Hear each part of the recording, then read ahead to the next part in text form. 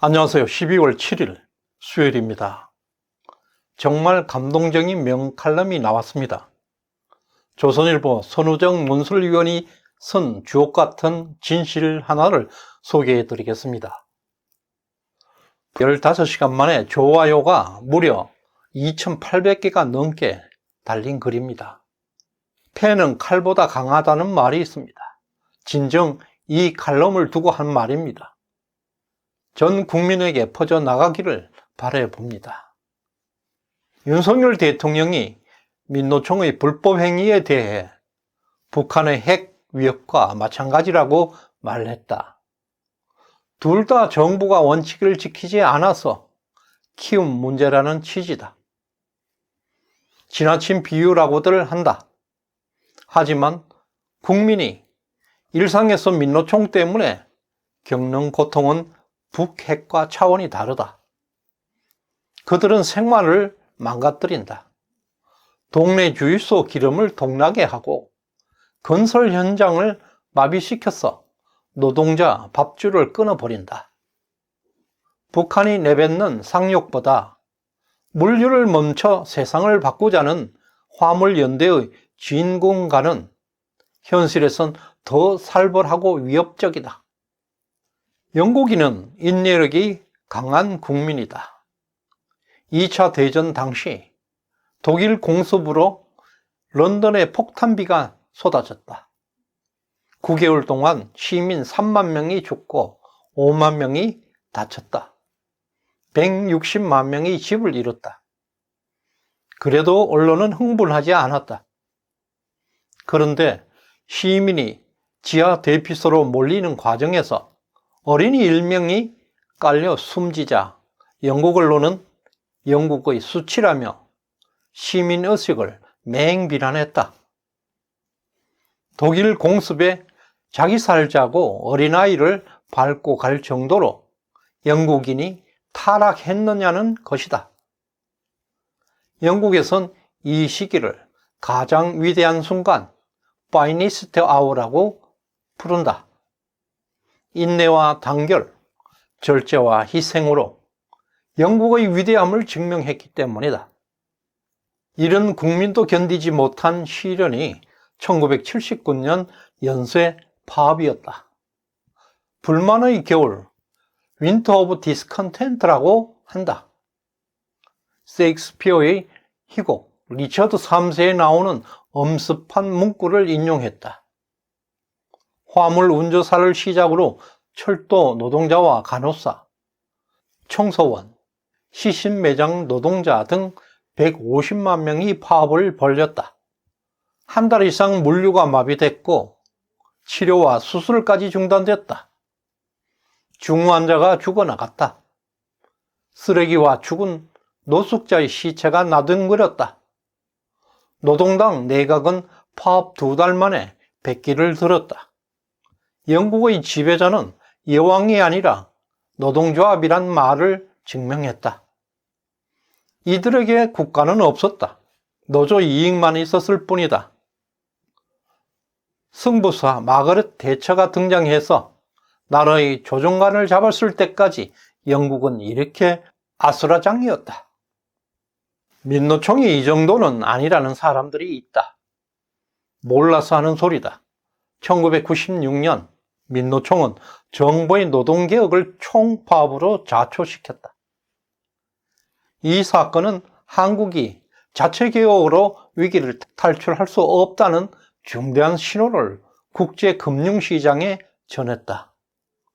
한국이 몰락하는 방아쇠를 당겼다. 이듬해 한국 경제가 무너졌다.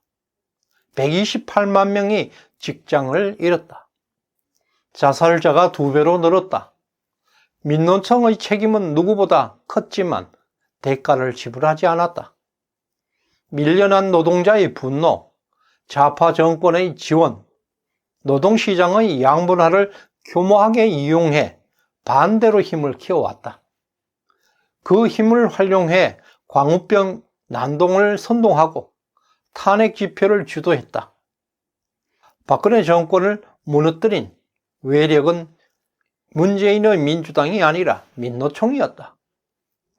이후 민주당은 민노총의 국회 지부처럼 전략해 민노총이 주문하는 청부 입법에 열을 올린다. 민노총은 영국 노조 못지않게 나라를 파탄내고 정치를 유린한 시대의 괴물이다. 윤 대통령이 어쩌다 대통령에 올랐다고들 한다. 장관급 관료가 퇴임 1년 만에 대통령이 되었다. 당선 후 기존 대통령과 다른 모습을 보이니 하는 소리일 것이다. 대중은 너무 쉽게 잊는다. 이해찬 씨가 2018년 민주당 20년 집권론을 말했다. 2020년 총선 대승으로 적어도 10년 집권은 무난했다. 무슨 짓이든 할 수 있는 권력이 탄생했고 실제로 그들은 무슨 짓이든 했다. 윤 대통령이 조국 수사, 울산 수사, 원전 수사를 연이어 시작한 것은 권력의 기가 정점을 모르고 치솟을 때였다.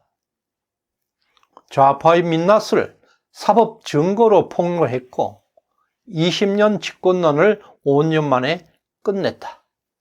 어쩌다 할 수 있는 일이 아니다. 한국 정치사에 이런 승부사가 없었다. 민노총이 한국 좌파의 정점이기 때문에 대결해야 한다는 게 아니다.